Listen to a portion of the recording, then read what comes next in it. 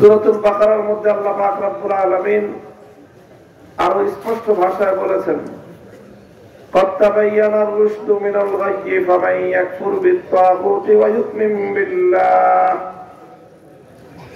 فقد استمسك بالعروة الوثقى لا انفصام لها। আল্লাহ বলেন যে সঠিক পথ এবং ভুল পথ উভয়টা দিবালোকের ন্যায় পরিষ্কার। যে ব্যক্তি তাগুতকে অস্বীকার করে আল্লাহর উপর ঈমান আনবে সেই ব্যক্তি একমাত্র সঠিক পথটাকে শক্তিশালী ভাবে ধরতে পারবে। অর্থাৎ শুধুমাত্র আল্লাহর উপর ঈমান আনাই যথেষ্ট নয়, বরং সেই সঙ্গে তাগুতকে অস্বীকার করতে হবে। অন্যত্র আল্লাহ পাক রব্বুল আলামিন কোরআন পাকের মধ্যে বলেছেন, আল্লাযীনা আমানু ইউকাতিলুনা ফী সাবিলিল্লাহ ওয়াল্লাযীনা কাফারু ইউকাতিলুনা ফী সাবিলিত তাগুত। আল্লাহ বলেন যারা ঈমানদার তারা আল্লাহর পথে লড়াই করে, যারা বেঈমান তারা তাগুতের পথে লড়াই করে। একটা কথাই প্রত্যেকটা আয়াতের মধ্যে ঘুরে ফিরে আসতেছে, সেটা হলো যে যারা তাগুতের অনুসারী, যারা তাগুতকে বিশ্বাস করে, যারা তাগুতকে অনুসরণ করে, যারা তাগুতের পথে লড়াই করে, এই সবগুলো বৈশিষ্ট্য হলো বেঈমানদের বৈশিষ্ট্য, কাফেরদের বৈশিষ্ট্য। মুহতারাম হাজরিন, প্রশ্ন করতে পারেন যে তাগুতটা কি জিনিস? এটা একটু বোঝা দরকার, যেহেতু পবিত্র কোরআনে কারীমের মধ্যে আল্লাহ পাক রব্বুল আলামিন বারবার এই শব্দটাকে প্রয়োগ করেছেন। যেহেতু কোরআনে কারীমের মধ্যে একটি বিষয় বারবার এসেছে, এই জন্য যারা পবিত্র কোরআনে কারীমের ব্যাখ্যা করেছেন, তাফসীর করেছেন, তারা সকলেই এই তাগুতের ব্যাখ্যা করেছেন, সংজ্ঞা দিয়েছেন, তার পরিচয় তুলে ধরেছেন। সমস্ত মুফাসসিরিনদের বক্তব্যগুলোকে একত্রিত করলে তার সারাংশ যা দাঁড়ায় সেটাকে আমরা সংক্ষিপ্তভাবে এভাবে বলতে পারি যে তাগুত বলা হয় যে আল্লাহ পাক রব্বুল আলামিনের জন্য যে নির্ধারিত মর্যাদা রয়েছে, আল্লাহর জন্য নির্ধারিত যে আসন রয়েছে, আল্লাহর জন্য যে নির্ধারিত বৈশিষ্ট্য রয়েছে, আল্লাহর সেই আসনে, আল্লাহর সেই মর্যাদায় যদি আল্লাহ ছাড়া অন্য কাউকে কেউ স্থান দেয় তাহলে তাকেই বলা হয় তাগুত। অর্থাৎ আরো সহজ ভাষায় বলতে গেলে আল্লাহর জায়গায় যদি অন্য কাউকে বসানো হয় তাকেই বলা হয় তাগুত। আপনার কথা বুঝতেছেন? আমার কথা বুঝলে একটু রিপ্লাই করবেন, প্রতি উত্তর দিবেন, তাহলে বুঝতে পারবো যে আপনারা আমার কথা বুঝতেছেন। এটা ঈমানের খুব গুরুত্বপূর্ণ একটা বিষয়। আপনারা জানেন, যারা আমার আলোচনা শুনে অভ্যস্ত, যে আমি এক ধরনের বিশেষ বিষয়ের উপর বেশি আলোকপাত করে থাকি। সেটা হলো যেই সকল জায়গা দিয়ে আমাদের সমাজে ব্যাপকভাবে ঈমানদার মানুষের ঈমান ধ্বংস হয়, মুসলমানদের ঈমান হরণ হয়, সেই জায়গাগুলো নিয়ে আমি কথা বেশি বলি। আর এই কথা বলতে গেলে একটা প্রসঙ্গ আমার আলোচনার মধ্যে ঘুরে ফিরে আসে। সেই প্রসঙ্গটা হলো রাষ্ট্র এবং রাজনীতি। এই কথাটা আমার আলোচনায় আসে। কারণ কেন আসে? অনেকে মনে করে যে আমি রাজনীতি করতেছি, রাজনৈতিক আলোচনা করি না। আমি রাজনৈতিক আলোচনা করি না, বরং আমি রাজনীতির সাথে সংশ্লিষ্ট কোরআনে কারীমের এবং ইসলামের দৃষ্টিভঙ্গি তুলে ধরি। আর এটা তুলে ধরতে গেলেই প্রচলিত রাজনীতির সাথে একটা বিরোধ তৈরি হয়, বিরোধ তৈরি হয়, আর তখনই এটার বিরুদ্ধে কথা চলে যায়। কোরআনের কথা বলতে গেলে, ঈমানের কথা বলতে গেলে তো কুফরের বিরুদ্ধে যাবেই। ঈমানের কথা বলতে গেলে কুফরের বিরুদ্ধে যাবে না? তো যেই ঈমানের কথা কুফরের বিরুদ্ধে যায় না, সেটা কেমন ঈমানের কথা? তো এই জন্য এই যে তাগুতের পরিচয় দিচ্ছি, কারণ আমার ব্যক্তিগত অ্যানালাইসিস হলো আমাদের সমাজে যত ধরনের ইসলাম গর্হিত ইসলাম বিরোধী কার্যকলাপ আছে, কাছে।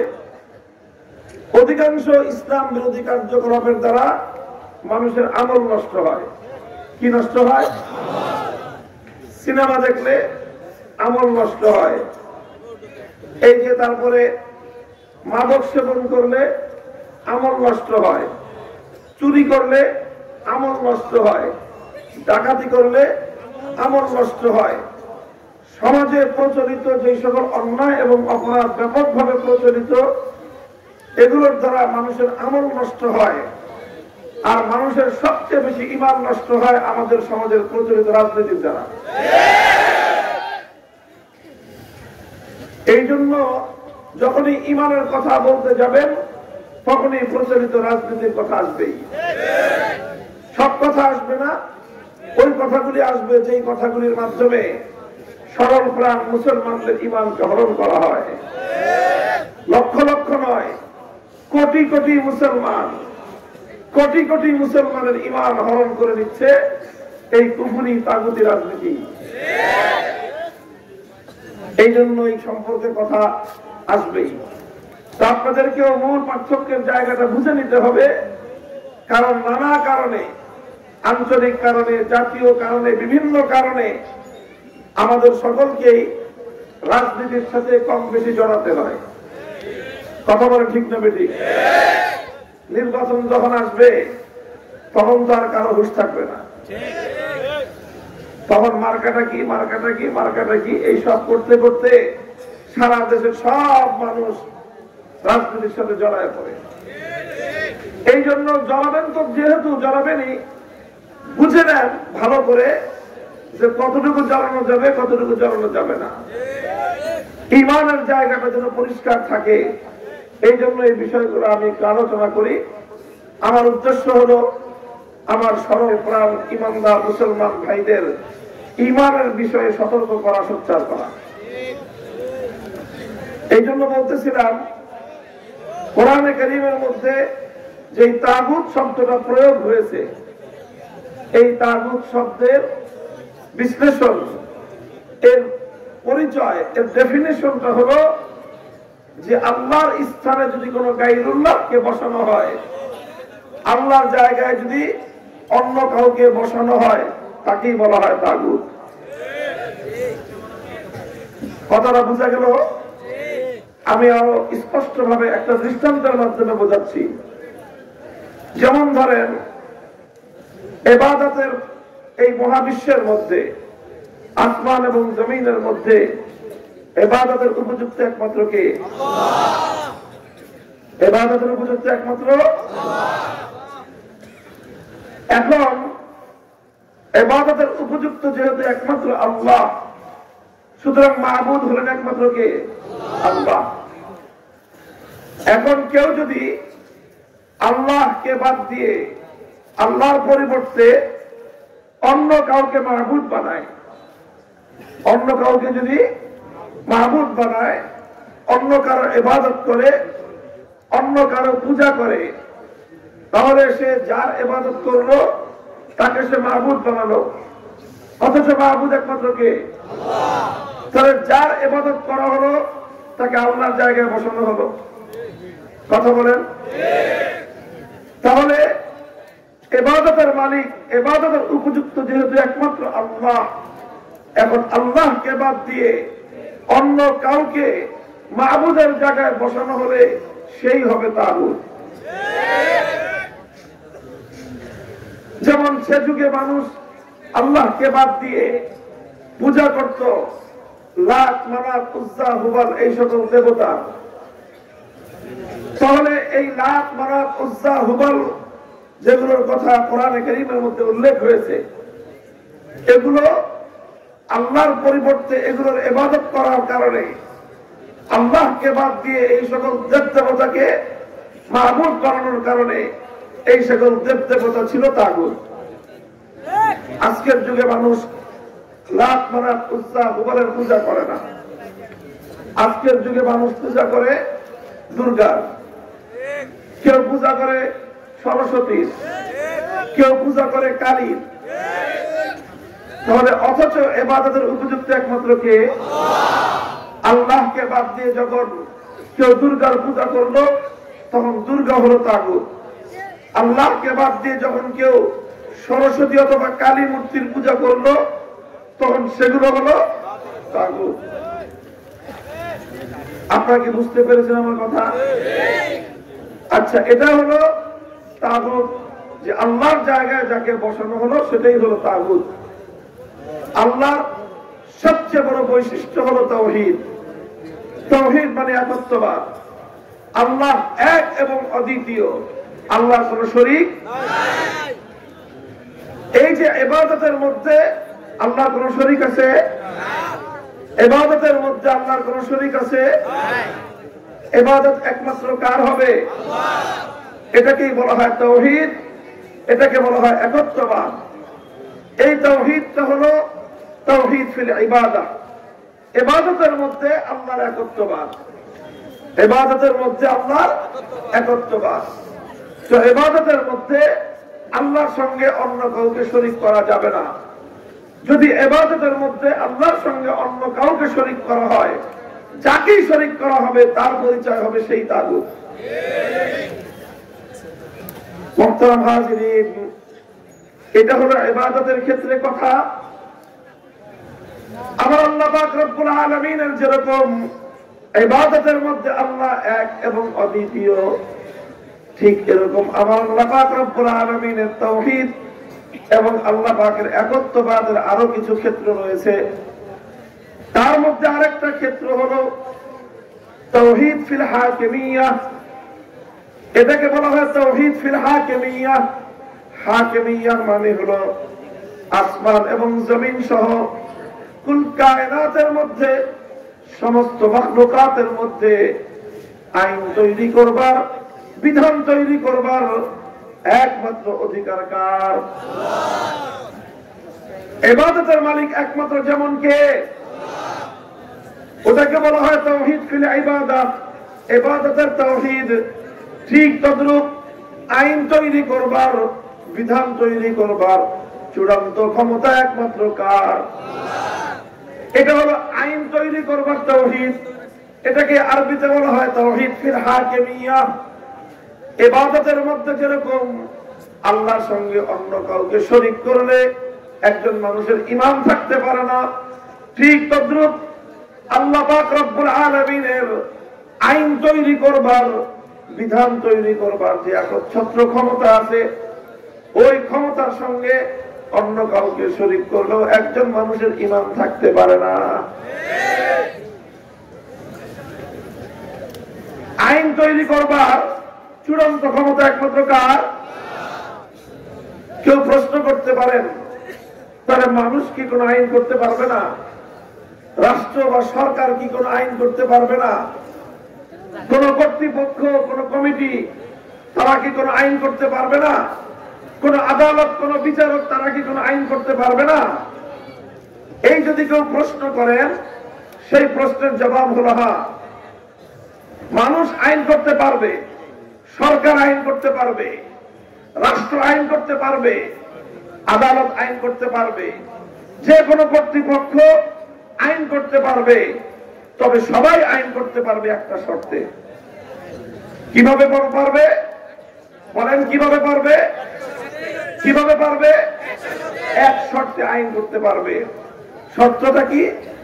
শর্তটা হলো এই, মানুষের বানানো কোন আইন, মানুষের বানানো কোন বিধান আমার আল্লাহর কোন আইন বা বিধানের বিরোধী হতে পারবে না।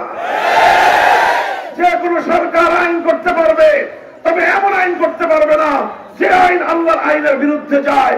কর্তৃপক্ষ আইন করতে পারবে, তবে এমন আইন করতে পারবে না যে আইন আমার আল্লাহর আইনের বিরুদ্ধে যায়।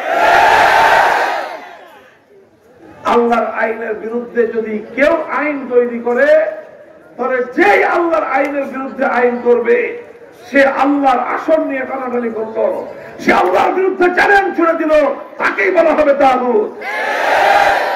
যেরকম আল্লাহর জায়গায় অন্য কারো ইবাদত করা হলে সে যেরকম তাগুত, আল্লাহর আইনের বিরুদ্ধে কেউ আইন করলে সেও একই রকম তাগুত। আল্লাহর আইনের বিরুদ্ধে যদি কোন রাজা বাদশা আইন করে, সেই রাজা বাদশাকে বলা হবে তাগুত। আল্লাহর আইনের বিরুদ্ধে যদি কোন রাষ্ট্রপতি আইন জারি করে সেই রাষ্ট্রপতিকে বলা হবে তাগুত। আল্লাহর আইনের বিরুদ্ধে যদি কোন প্রধানমন্ত্রী আইন জারি করে সেই প্রধানমন্ত্রীকে বলা হবে তাগুত। আল্লাহর আইনের বিরুদ্ধে যদি কোন বিচারপতি আইন জারি করে সেই বিচারপতিকে বলা হবে তাগুত। আল্লাহর আইনের বিরুদ্ধে যদি কোন আইন পরিষদ, কোন সংসদ যদি কোন আইন পাস করে সেই গোটা সংসদকেই বলা হবে তাগুত। মোহতারাম হাজিরিন, এটা একটা পরিষ্কার কথা। এই কথাগুলো বলতে গেলে এই তো যখন যারা আল্লাহর আইনের বিরুদ্ধে আইন করতে চায় বা আইন করে এদের হাতে গা লাগবে, এদের স্বার্থে আঘাত লাগবে, আর তখনই এরা বলবে যে হুজুর রাজনীতির পেছাল বন্ধ করেন। অথচ রাজনীতির পেছাল নয়, এটা ইমানের কথা।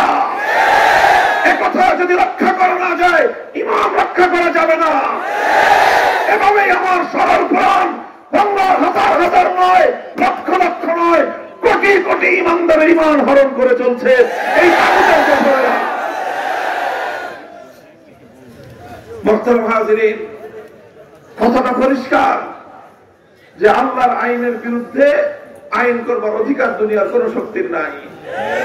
শুধু রাষ্ট্র নয়, শুধু সরকার নয়, শুধু মন্ত্রী পরিষদ নয়, শুধু সংসদ নয়, সারা দুনিয়ার 700 কোটি মানুষ যদি মিলে কোন একটা বিধান তৈরি করে, কোন একটা আইন তৈরি করে, আর সেই আইন যদি আমার আল্লাহর কোন একটা আইনের 1/1 বিরোধী হয় সে আইন বাতিল বলে গণ্য হবে।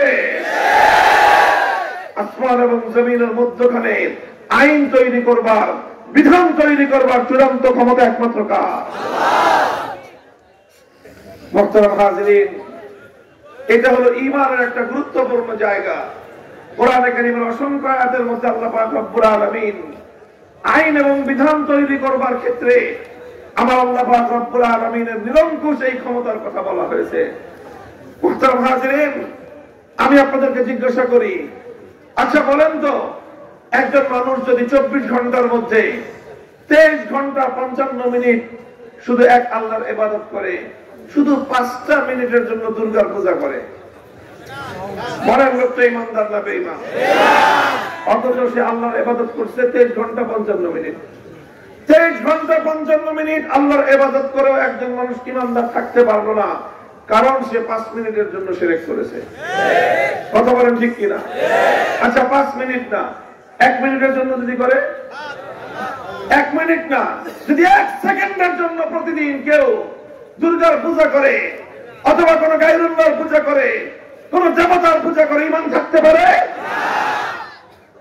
যেমনি ভাবে ইবাদতের মধ্যে আল্লাহর সঙ্গে অন্য কাউকে 1 সেকেন্ডের জন্য কেউ শরীক করলে তার ঈমান থাকে না, ঠিক তদ্রূপ কেউ যদি মনে করে আল্লাহর আইনের বিরুদ্ধে অন্য কেউ আইন তৈরি করতে পারবে, আল্লাহর আইনের বিরুদ্ধে অন্য কেউ, সে যত বড় কর্তৃপক্ষই হোক না কেন, যত বড় সরকার হোক না কেন, যত বড় অথরিটি হোক না কেন, যত বড় রাষ্ট্র হোক না কেন, যত বেশি মানুষের সংখ্যায় হোক না কেন, সারা দুনিয়ার মানুষ মিলে যদি একটা আইন আল্লাহর আইনের বিরুদ্ধে করতে পারে, এটা কেউ বিশ্বাস করে, সে হাজি হতে পারে, পাজি হতে পারে, গাজী হতে পারে, ইমানদার হতে পারে না।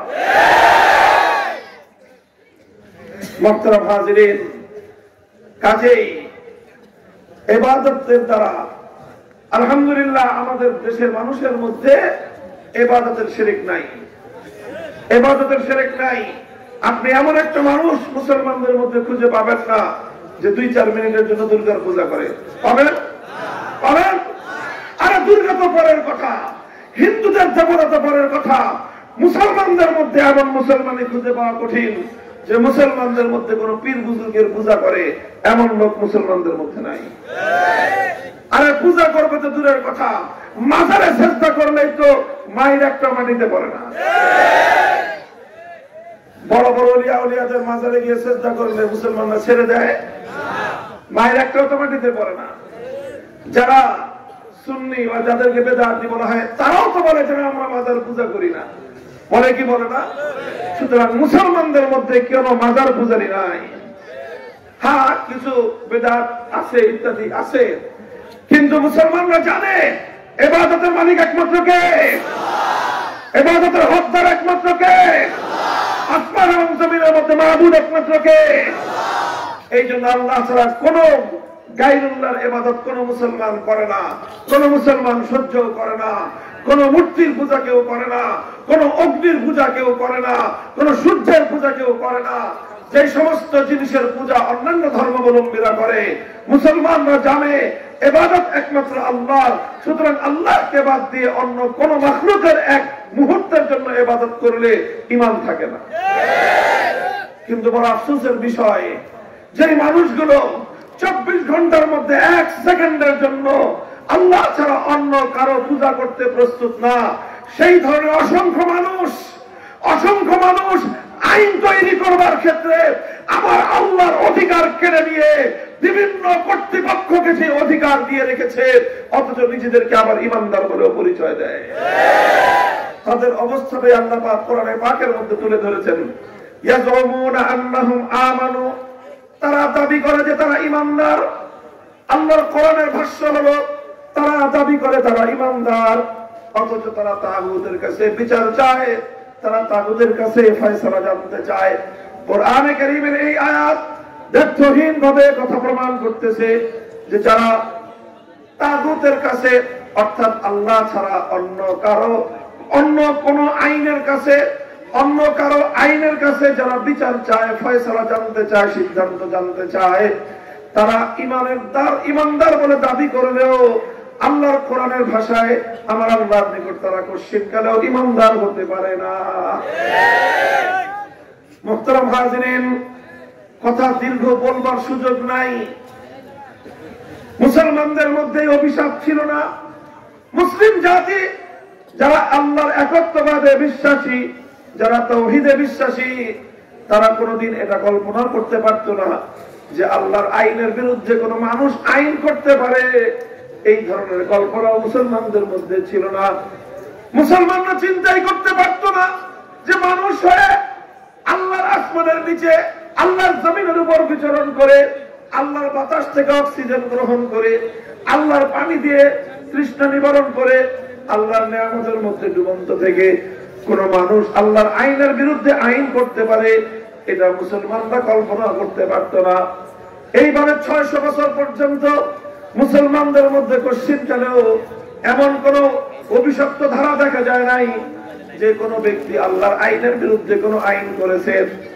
7ম শতাব্দীতে সর্বপ্রথম মুসলিম জাতির উপর একটা আক্রমণ পরিচালিত হয়, মুসলমানদের উপর একটা আগ্রাসন চালায় হলো তাতারিরা। এই মঙ্গোলীয় সম্প্রদায় তাতারিরা মুসলমানদের উপর হামলা চালায়, মুসলমানদের দেশগুলোকে তারা ধ্বংসস্তূপে পরিণত করে একদিনে শুধুমাত্র মুসলমানদের বাগদাদের মধ্যে 10,000 মুসলমানকে ওরা শহীদ করে হত্যা করে। এইভাবে গোটা বিশাল অঞ্চল, মুসলমানদের একটা বিশাল এলাকা দখল করে নিয়ে তাতারিরা তারা সেখানে আল্লাহর আইনকে উৎখাত করে দিয়ে, আল্লাহর আইনকে তারা বাতিল বলে গণ্য করে, তারা তাতারিরা তাদের নেতা চেঙ্গিস খানের বানানো আইন, চেঙ্গিস খানের বানানো আইনের একটা বই ছিল, সেই বইটার নাম ছিল ইয়াসেক। সেই ইয়াসেক বই, চেঙ্গিস খানের বানানো আইন তারা মুসলমান জাতির উপর চাপিয়ে দিল।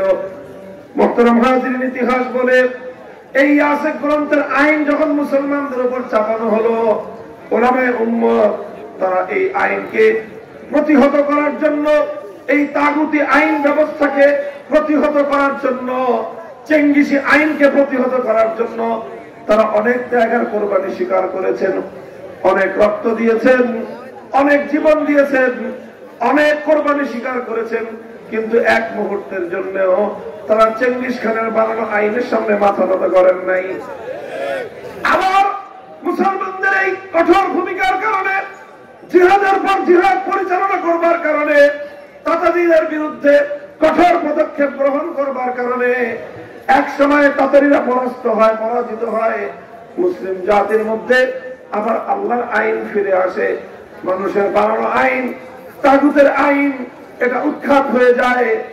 এরপর থেকে আবার 700 বছর পর্যন্ত মুসলিম জাতির মধ্যে আল্লাহর আইনে পরিচালিত হতে থাকে। এরপরে 18 শতকে যখন মুসলমানদের উপর পশ্চিমা ইউরোপিয়ানদের আগ্রাসন শুরু হয়, আমাদের এই ভারতবর্ষে যখন ব্রিটিশরা দখল করে নেয়, ব্রিটিশরা দখল করে নিয়ে তারা যে কাজটা করে সেই কাজটা হলো আল্লাহর আইনকে উৎখাত করে দিয়ে ব্রিটিশরা তাদের বানানো আইন এই জাতির উপর চাপিয়ে দেয়। ব্রিটিশরা যখন এই জাতির উপর তাদের বানানো আইন চাপিয়ে দেয়, আল্লাহর আইনের বিরুদ্ধে যে আইন মানুষ বানায় সেটাকে আমরা বলি তাগুতি আইন। এই তাগুতি আইন যখন আমার জাতির উপর কাদের উপর চাপিয়ে দেওয়া হয়, ওলামায়ে কেরাম আলেম সমাজ এই ব্রিটিশের বিরুদ্ধে লড়াই করেন, যুদ্ধ করেন। একের পর এক লড়াই হয়েছে, যুদ্ধ হয়েছে এবং আল্লাহর জমিন থেকে তাগুতি আইনকে উৎখাত করার জন্য অনেক ত্যাগ আর কোরবানি স্বীকার করেছে। 190 বছর পর্যন্ত ব্রিটিশের বিরুদ্ধে জিহাদ আর সংগ্রামের পর ব্রিটিশরা দেশটা ছেড়ে পালিয়ে যেতে বাধ্য হয়। ব্রিটিশরা যখন এই দেশটা ছেড়ে চলে যায় তখন এই দেশটা কিভাবে চলবে এটা নিয়ে একটা বিতর্ক হয় দুই জাতি হিন্দু এবং মুসলমানদের মধ্যে। হিন্দুরা বলল সামনের দিনে আমাদের এই দেশটা চলবে ধর্মনিরপেক্ষ মতবাদ অনুযায়ী। মুসলমানরা, অধিকাংশ মুসলমানরা বললেন যে না, আমাদের দেশ আমরা স্বাধীন করেছি, জিহাদ করেছি, রক্ত দিয়েছি, জীবন দিয়েছি, ধর্মনিরপেক্ষ কুফরি মতবাদ অনুযায়ী দেশ চালানোর জন্য নয়। আমরা এই দেশটাকে স্বাধীন করেছি একমাত্র আল্লাহর আইন অনুযায়ী আমাদের দেশটাকে শাসন করার জন্য। শেষ পর্যন্ত হিন্দু মুসলমানরা তারা বিতর্কে এবং বিভক্ত হয়ে পড়লে দেশটাকে ভাগ করা হয়। হিন্দুদেরকে বড় ভাগটা দিয়ে ওদেরকে ধর্মনিরপেক্ষ মতবাদ পরিচালনা করবার জন্য দেশ দেওয়া হয়। মুসলমানরা যে এলাকাগুলোতে সংখ্যাগরিষ্ঠ ছিল সেই এলাকাগুলোতে মুসলমানদের জন্য আলাদা স্বাধীন আবাদ ভূমি করা হয়। একটাই মাত্র উদ্দেশ্য ছিল মানুষের বানানো আইন, ব্রিটিশের বানানো আইন উৎখাত করে সেখানে আল্লাহর কোরআনের আইন বাস্তবায়ন করা হবে। এইভাবে 1947 সালে দেশ দুভাগ হয়। এক ভাগ হিন্দুদের শাসিত এলাকা, আরেক ভাগ মুসলমানদের শাসিত এলাকা। মুসলমানদের শাসিত এলাকায় অঙ্গীকার ছিল, জাতির সঙ্গে ওয়াদা করা হয়েছিল, শপথ করা হয়েছিল, কমিটমেন্ট করা হয়েছিল, মুসলমানদের শাসিত এলাকায় আইন চলবে আল্লাহর, সংবিধান হবে আল কোরআনের। কিন্তু দুর্ভাগ্য এবং পরিতাপের বিষয় 1947 সাল থেকে আজ 2024 সাল পর্যন্ত 78 বছরের সময় অতিক্রান্ত হয়ে গিয়েছে। 24 বছর পর্যন্ত পশ্চিম পাকিস্তানি স্বৈর শাসকরা, আর 71-এর পর থেকে 24 সাল পর্যন্ত 54 বছর আমার বাংলাদেশের শাসকরা তারা জাতির সঙ্গে কৃত সেই অঙ্গীকার, ইমানের সঙ্গে কৃত অঙ্গীকার, আল্লাহর সঙ্গে তাদের কৃত অঙ্গীকার, মুসলিম জাতির সঙ্গে অঙ্গীকার কেউ রক্ষা করে নাই। সবাই ওয়াদার বরখেলাপ করেছে, অঙ্গীকার ভঙ্গ করেছে। আর এই অঙ্গীকার ভঙ্গ হওয়ার কারণে এবং তাগুতি আইনের দ্বারা দেশ শাসিত হওয়ার কারণে এই দেশে আমরা যারা বসবাস করতেছি কেউ পরিপূর্ণ ঈমান নিয়ে এই দেশে বসবাস করবার সুযোগ নাই। বলবেন কিভাবে সুযোগ নাই? আপনার কি আর কিছুক্ষণ কথা শুনবার ধৈর্য আছে? তার একটা প্রশ্ন করি আমি আপনাদের কাছে। দেখেন আমাদের পরিস্থিতিটা কতটা জটিল অবস্থায় আমরা আছি। ঈমানের দিক থেকে এই কথাগুলো কেউ আলোচনা করে না সমাজে। এই ধরনের কিছু কথা আমি আলোচনা করি, আমার মতো আরো কেউ কেউ হয়তো আলোচনা করেন। এই জন্য যারা সমাজে তাগুতি আইন বাস্তবায়ন করতে চায় আমরা তাদের চোখের শুল হয়ে যাই। যারা তাগুতি আইন দ্বারা মুসলমান জাতিকে শাসন করতে চায় তারা আমাদেরকে শত্রুপক্ষ বানায়। এই আল্লাহর আইনের পক্ষে কথা বলতে গিয়ে তাগুতি শাসন ব্যবস্থার বিরুদ্ধে কথা বলেছি। এজন্যই তাগুতি শাসন ব্যবস্থার স্বৈরাচারী ফ্যাসিবাদীরা আমাদের কানের শত্রুতে পরিণত হয়েছে। গোটা রাষ্ট্রযন্ত্রকে আমার এবং আমাদের বিরুদ্ধে লেলিয়ে দিয়ে জুলুম নির্যাতন স্টিম রোলার পরিচালনা করা হয়েছে আমাদের উপর।